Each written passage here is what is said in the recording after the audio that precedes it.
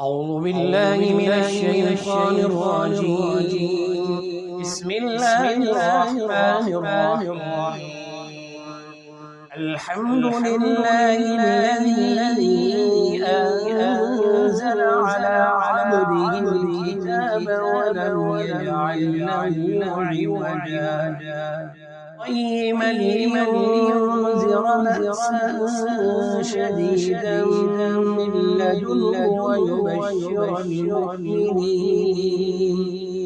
ويبشر المؤمنين الذين يعملون الصالحات أن لهم أجرا حسنا ماكثين فيه أبدا وينذر الذين قالوا اتخذ الله ولدا ما لهم به